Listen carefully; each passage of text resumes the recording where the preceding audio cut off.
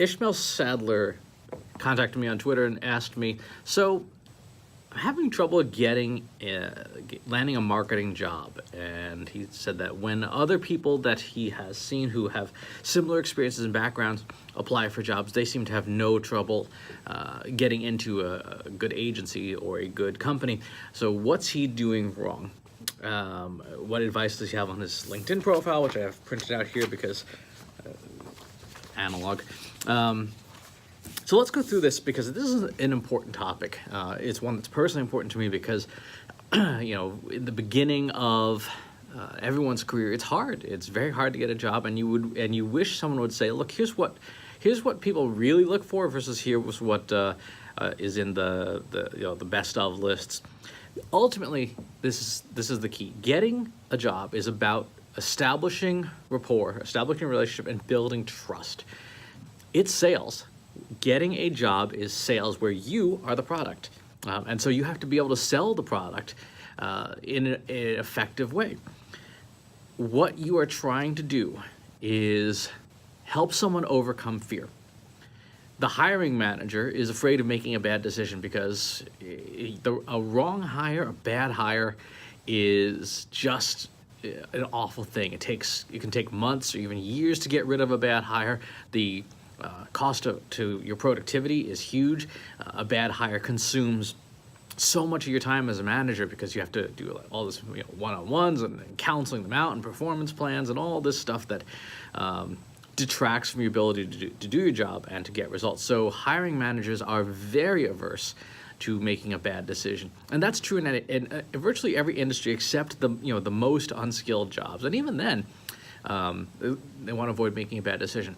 The other thing that people forget is that because it's sales, you have to talk about product market fit. What is true is that not everyone fits in every job. Not everyone fits in every company. And so you have to have an understanding of the company's culture to know whether you are a good cultural fit at that company or not. If you are somebody who is, likes to stay up late and work late and burn the midnight oil, and the company's like, we're done at 5, that's a really good example. Like, there's not going to be a fit there.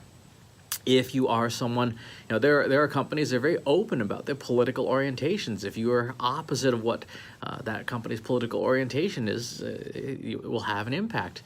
And there are even, we'll talk about this in a bit, but there are other biases that will help you determine whether a company is a good fit or not. But you do not want to work at a company where you are out of step with the culture, where you are out of step with the values. So let's talk about these establishing trust part. This is an important aspect of getting a job, and it's one that people don't give enough thought and consideration to. What is trust? So I like the Stephen Covey model. Stephen Covey is the author of many things like 7 Habits of Highly Effective People and a number of other books. And he has this thing called a trust matrix. It was in his 2006 book. Oh gosh, I can't remember the name. Something trust. Look up Stephen Covey. Then you'll find it. But the trust matrix basically says that trust is built on 2 fundamental pillars: character and competence. Do you have good character, and are you competent? Are you able to generate the results? Inside of character, you have 2 branches. You have integrity and intent. And integrity, I think the best way to talk about some of these is what you express, and then what is apparent. And then competence has 2 branches: capability and results. And all this is in the blog post that goes with this video, which is on my blog at ChristopherSpenn.com. So inside of integrity, 3 branches: caring, transparency, and courage. Inside of intent, honesty, fairness, authenticity. Inside of capabilities, skills, knowledge, and experience. And inside results is record, credibility, and performance. These 12 aspects of trust are what you need to prove before you even interview, on your LinkedIn profile, on your blog, on your social media. It's all this stuff. You need to be able to prove these things in advance, so that when someone Googles for you or looks you up or looks at your profile, they understand these aspects of you. And then most critically, you need to prove them in the room when you are in an interview, on a phone screen, when you're meeting stakeholders, depending on what kind of job you're applying for. There may be multiple interviews, multiple rounds of interviews, and you need to be able to evince these values all the time. So let's go through them and how they apply. For character and integrity, caring. Caring is, it's displaying empathy, it's having empathy, it's being able to put yourself in the other person's shoes. So when you're talking to a hiring manager, you need to be able to see from their position, and that comes from asking lots of questions, asking questions early, asking questions often. Even in your content that you publish online in your LinkedIn profile, it's never a bad idea to have a few questions in there so that the reader mentally asks themselves as they're scrolling through your profile, never thought about that, right? Questions also demonstrate that you have empathy and that you understand the problems that hiring manager is trying to solve. So whatever your specialization is, if you are an analytics professional, you might ask a question like, do you know the ROI of your digital marketing? So caring and empathy are one of the things in integrity. Second is transparency. Transparency is the visible truth about you.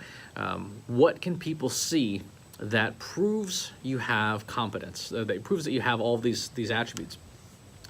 This is something that you don't express reactively. This is something you express proactively. So are you transparent? If you're on your LinkedIn job history, for example, are there massive time gaps that are just unexplained? Are there activities that you have not disclosed?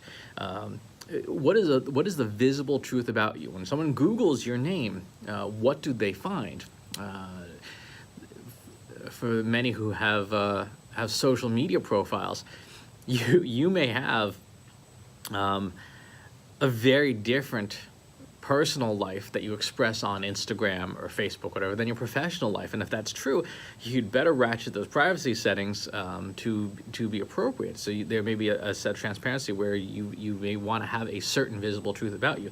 If all your pictures online show you out at 3 a.m. drinking heavily, and you are telling somebody I'm a responsible person, there's a cognitive discontinuity there. So transparency is important. That visible truth. What is the visible truth about you, and does it align with what the person who's the hiring manager, what is it they're looking for?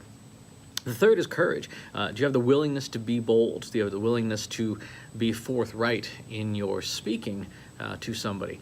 So when you publish a blog post, for example, on your personal blog, which you should have one, are you just recycling other people's opinions, or do you have your own? When you are in the interview, if a company has any sense of being able to market well, one of the questions is, so have you visited our website? And when you give feedback, you have to have the courage to say, I did visit your website, and these are the things I didn't think were could use some improvement, and be able to be that courageous to say, yeah, this is what I would do differently if I were running that. And this is true of any of the positions that you're applying for. So if you're applying for social media, look at the company's social media feed, and then have the courage, when asked or when appropriate, to speak up and share that information. The second major branch in character is intent. Things like honesty. Are you able to disclose things truthfully? This is one where, particularly in job interviews, people screw this one up. And what screws them up typically are the nonverbals, although depending on how much you've interviewed, you do learn to control those nonverbal interactions. A real good example is when you see someone ask a question, so do you have a lot of experience managing pay-per-click campaigns? And the person's saying, yes, I have tons of experience. It's yeah, I've done it a lot. And you see the nonverbal reaction. They're shaking their head no, as the words just don't match up. So there's some honesty issues there. But another is answering questions in a truthful manner. So one of the most common interview questions, it's not a really great question, but it's a very stock common one, is talk about what are some of your weaknesses, is a popular version, or what are some things that held you back or what are some projects that you've worked on that have failed? And in particular, the weakness question, people answer with these really trite, canned answers as well. Like, one of my weaknesses is I'm a perfectionist. I work too hard. No. I mean, unless you are clinically diagnosed with obsessive compulsive disorders around work, that's not a weakness. That's just a bullshit answer. What hiring managers are looking for is, can you be honest with them? One of my weaknesses is I don't have great attention to detail, or I have too much attention to detail and I get bogged down. I can't, I don't move as quickly as I can. You want to be able to disclose those weaknesses, but then you immediately want to be able to say, and here's how I manage it. Here's how I work around that problem so that it doesn't impact the quality of work that I do. So I don't have great attention to detail, but I work really well with managers who do, and and I compensate for that with my creativity that allows me to keep delivering a lot of value. The second is fairness, and this is demonstrating equality and diversity of thought, which means you've got to be able to express more than just your point of view. When a hiring manager talks about the challenges they have, one thing that trips people up is they spend a lot of time talking about themselves and not asking the hiring manager more questions, or trying to see from the hiring manager's perspective, like, well, what's causing that problem? Hiring managers saying, oh yeah, we're under a lot of pressure here to generate more content. Okay, why? What's behind that? And they say, well, we need better search rankings. Okay, what sort? Why? Why is that a problem? Well, 80% of our leads are organic search leads. Okay. Why is it 80%? That seems like an awful lot. You should be a little more balanced. What else is happening in your marketing?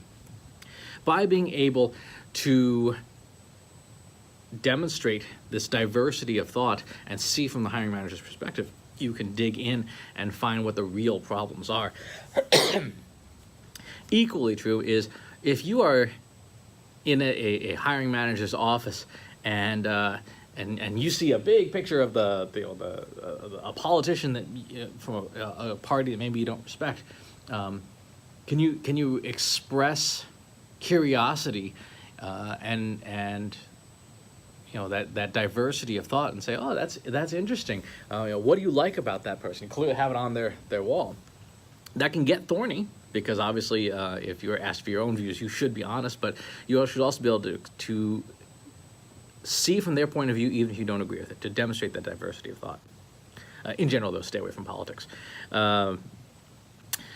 In terms of fairness also, when you are talking about your work experience, fairness is an important value because especially for those of you who've been in the workforce a little while, not like Ishmael who's just starting out, when someone asks, well, tell me about a project that didn't go well, or tell me about something you wish you'd done better, or tell me why you left your last job. You have to be fair and not immediately say, oh, well, I had the worst manager and he's terrible, and the company's being run by an idiot, and that obviously shows no acceptance of responsibility on your part. It's not a fair assessment of the conditions that caused you to leave. Now, it's entirely possible that the last company you worked for, the person may have been a complete idiot. But you also have to be fair and say, and maybe I stayed there too long. Maybe I didn't recognize that and what the opportunities were soon enough. But here I am now applying for this job. Third is authenticity, and this is alignment with company values. And this was a tricky one in intent. You have to be authentic in the sense that you have to be yourself, but you also have to recognize, and this is something that's important to do early on in the hiring process, when your values and company's values are out of step. When it is clear that what the company values is not what you value. And in those cases, if you're in an interview or you're in a phone screen, or even if you're applying online and chatting, you may at that point say, you know what, I don't think we're aligned. I'm going to withdraw my application. Thank you for your time. Again, so if a company says, we are committed to maximizing a shareholder profit, and you want to do social good, while they're not necessarily mutually exclusive, they tend to be. Or you see a company that says, we want total dominance of consumer data, and you value privacy. this is clearly going to be a challenge for you.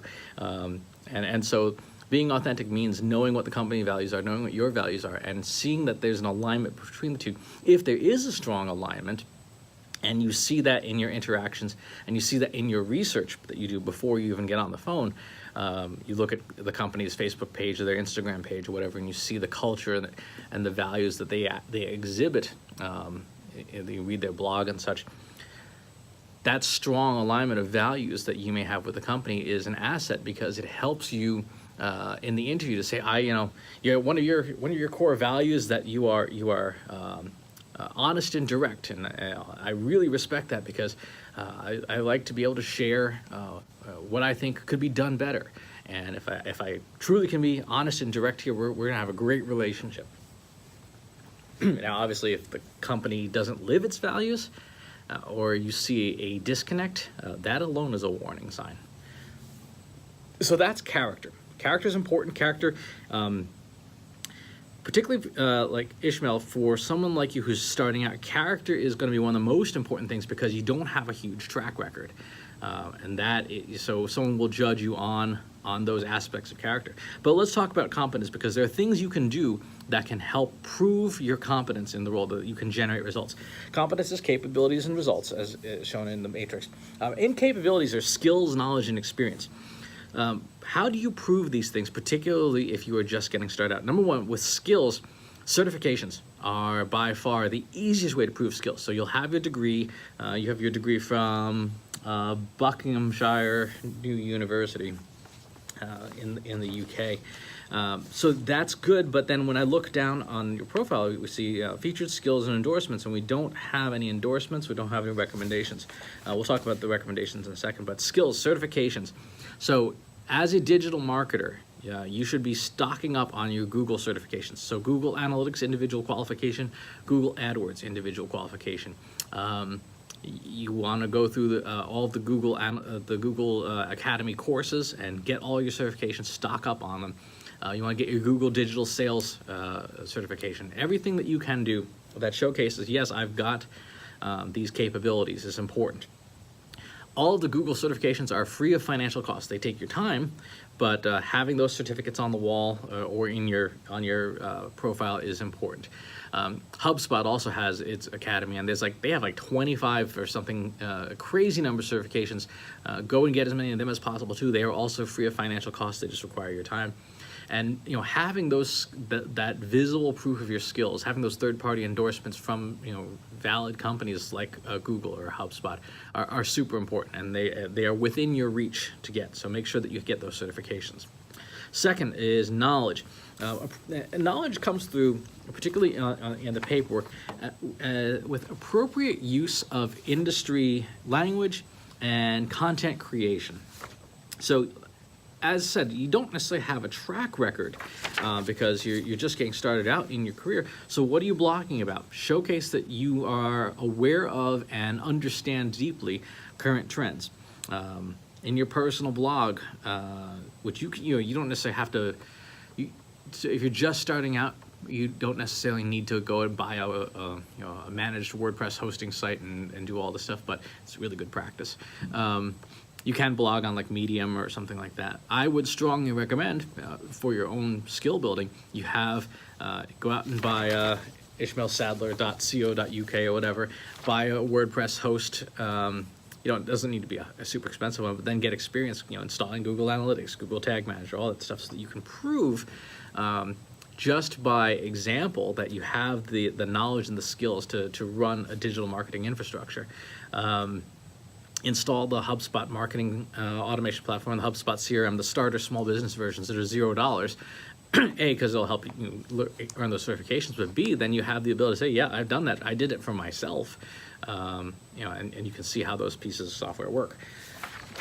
When it comes to that knowledge, though, you then want to be able to blog about it, share your experiences, share what you found, what you learned, what things were unclear, give suggestions to vendors as you install stuff so that you can say, hey, I was installing Google Tag Manager, and that YouTube video tracking tag that's in Tag Manager was really cumbersome to set up. The one that tracks how far into a video someone's watched and passes it to Google Analytics. by expressing these things to product managers, by expressing these things publicly, you are demonstrating your knowledge, that you're not just somebody who read it in a book, but you actually tried doing the thing and you ran into these troubles. It's a great way to demonstrate knowledge. The third thing in capabilities is experience. What examples do you have? So in examples, you have to create your own stuff. So you need to have a professional Facebook page. Set one up. As a public person, try setting up, in addition to your personal profiles. Don't get rid of your personal profiles. But in addition to, be able to set up and have running a business Instagram account, just so that you have these examples. Yes, I've done that. Yes, I've done that. Anytime somebody asks you a question that would be appropriate for your where you are in your career, you can say, yes, I've done that, and here's the proof. So you have these examples. And by setting up your own marketing infrastructure, clearly you're getting the real life examples, not something from a textbook. Not that there's anything wrong with textbooks. So that's capabilities. The last part of building trust is the results. What's your record? What record do you have? And this is where your LinkedIn profile in particular is really important. On Ishmael's profile here, I'm going to read to you here on Digital Marketing Assistant some of the things that Ishmael does. Undertake a research into target audience behavior, clarify issues, causes, and effects with the existing social strategy, Google Analytics evaluation and report findings, apply a rigorous and logical approach to translate social media problems and requirements into solutions. So that summary on LinkedIn is activity. Here's what I did. And this is one of the biggest mistakes people make on LinkedIn profiles in general. They will talk about what they did, but not what the results were. So you did a Google Analytics audit. Cool. What was the impact? Found 44 issues, remedied 3 of them, fixed e-commerce tracking, and helped the company earn an extra 3% on revenue. Ran social media analysis, found that a certain type of post engagement was resulted in 3x more engagement. Recommended the company do 400% more of that. The easiest way to know that you are getting into results territory as opposed to activity territory on your LinkedIn profile or your resume or in your interviews is how fluent you are with the numbers. How many more leads did you generate? How much did you increase the open rate by? How much more website traffic did you deliver? Anything that shows that there was a quantitative change from point A to point B. Point A when you started the work to point B when you ended your work. That's what you need to prove. And again, even when you have internships and things like that, you still have to be doing stuff that matters. Because there's otherwise no point in having an internship. So for example, on Ishmael's resume here we see research target audience behavior to help define strategy. Okay, cool. What was the strategy? What was the result? Analyzing existing data, market reports, and trends. Okay, what did you analyze? What did you find? What did you recommend? Did the company do anything with those recommendations? And granted, depending on the company you work at, some of the results may not be great. So one of the things you want to have on here is you want to have your own thing. So after you've established your website, you obviously, no, this should not be your first job, but it should be on here somewhere so that you can demonstrate, increased traffic to my own website by 400% in 3 months. It went from 1 to 4 visitors, but the point is still valid. So you need to be able to demonstrate those past results.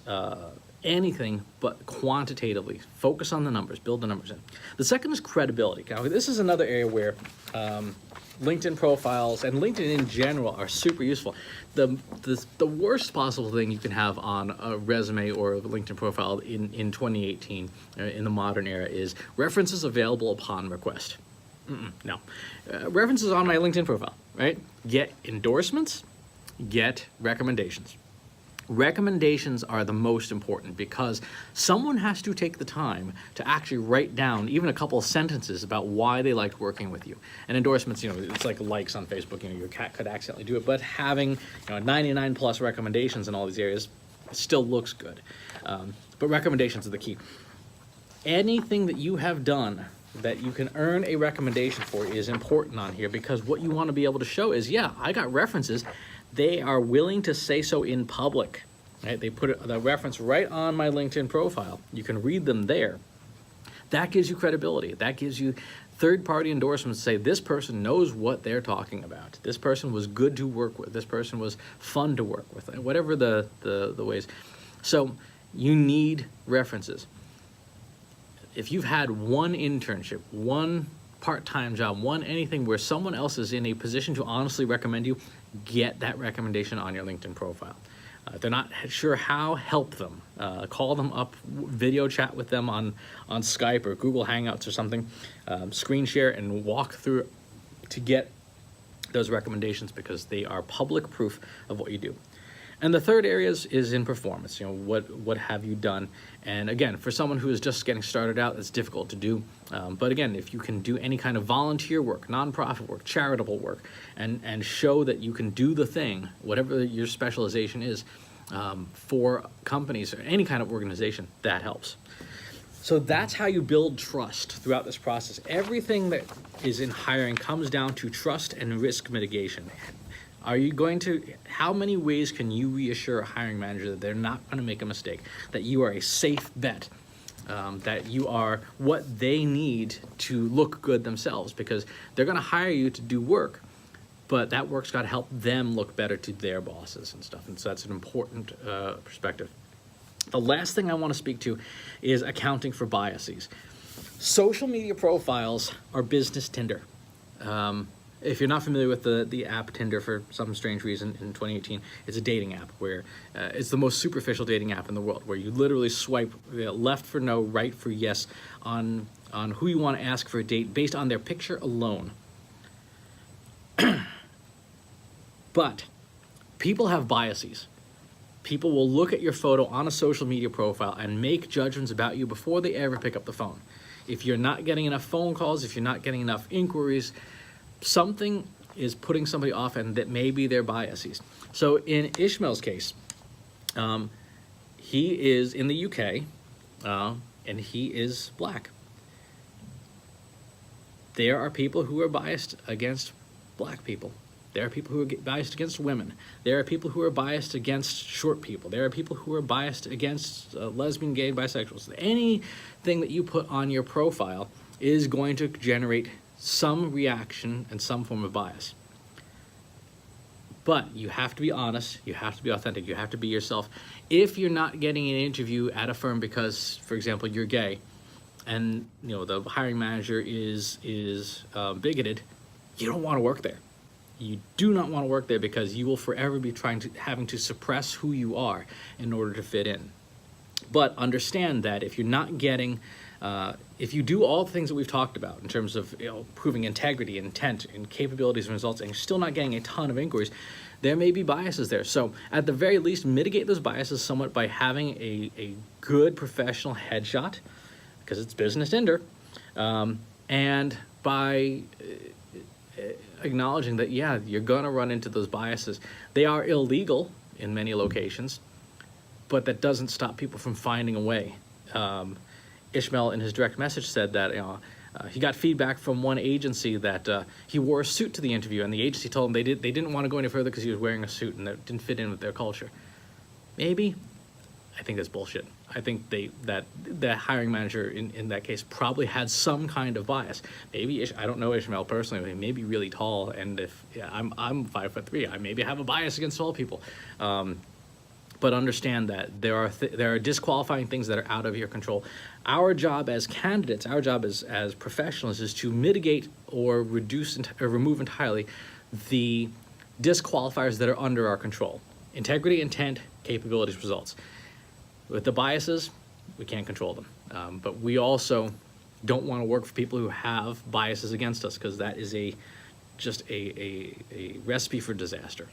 So this was a long post, a long video about how to get a marketing job, but this is from my experience and from all the things that I have done and seen, both as a candidate in the past and as a hiring manager who's hired a number of people. These are the things that I tend to look for. I focus very heavily on results. I will tell you, for example, with LinkedIn, I won't even look at a profile if it has no recommendations, because if you're in the profession of marketing and you're not marketing yourself well, you're not going to market the company well. So make sure that you check the boxes on all of the basics that we've talked about here. And stay tuned. At some point, I'll probably spend some more time on how to improve your LinkedIn profile in a bunch of different ways.